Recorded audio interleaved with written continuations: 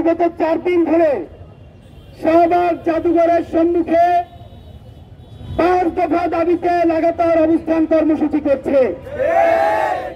আপনারা জানেন 5 দফার মধ্যে আমাদের প্রথম দফা ছিল সকল ধর্ষকদের সর্বোচ্চ বিচার নিশ্চিত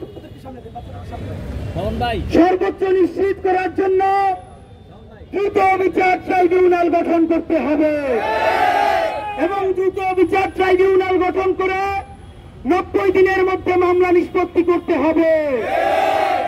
আমরা বলেছি যে শাহবাগ ফ্যাসিবাদ কায়েম করে বাংলাদেশ নামক রাষ্ট্র পুরোপুরি ধ্বংস করে দিয়েছে, আয়না ঘর বানিয়েছে, গুম করেছে, খুন করেছে, শাপলা গণহত্যা করেছে, চুলাই গণহত্যা ইন্ধন দিয়েছে।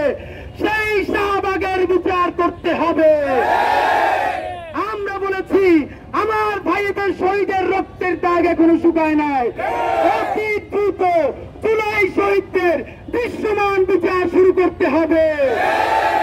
আমাদের এখানের এই অবস্থান কর্মসূচিতে আমাদের এক ভাই এসেছে, শাপলার রাত্রিরে যিনি মারাত্মক ভাবে আহত হয়ে এখনো তার ডান পায়ের মধ্যে রড ঢুকানো আছে। গত 10 বছরে কোনদিন সাহস করে পরিবারের বাইরে বলে নাই, আমাদেরকে এসে বলেছে শাপলার বিচার করতে হবে।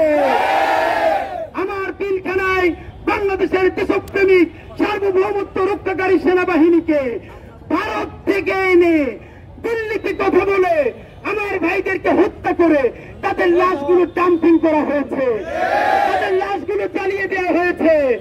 দেশপ্রেমিক সেনাবাহিনী রক্ষা করতে চেয়েছে, হাসিনা তাদেরকে পিলখানার মধ্যে ঢুকতে দেয় নাই। অতি দ্রুত পিলখানা শহীদদের বিচার করতে হবে। আমরা জুলাইয়ের বিচার চাই, শাপলার বিচার চাই, পিলখানার বিচার চাই, শাহবাগের বিচার চাই, দর্শকদের বিচার চাই। বন্ধুরা আমার, আপনারা জানেন আজকে বাংলাদেশের এই গত 6 মাসের মধ্যে গত 2টা দিন আমাদের রাষ্ট্রটা দেখেন, আমরা ইনকিলাব মঞ্চ জুলাই জনতাকে নিয়ে, ছাত্র জনতাকে নিয়ে, আপনারা বলতে পারবেন গত 6 মাসে রাষ্ট্রকে সব থেকে বেশি আমাদের চেয়েও বেশি গালিগালাজ করেছে এমন কেউ আছে? আমরা লাল চুরি নিয়ে স্বরাষ্ট্রমন্ত্রীকে উপদেষ্টাকে পড়াতে গেছি, আমরা যমুনার সামনে গেছি, আমরা সচিবালয়ের সামনে গেছি, আমরা 10 ট্রাককে লং মার্চ করে ডুম্বুর বাগানে উঠে গেছি। ভাইরা আমার, এই রাষ্ট্রকে সারাক্ষণ বকাঝকা করে তাকে শক্তিশালী করবার দায়িত্ব এই জুলাই জনতার।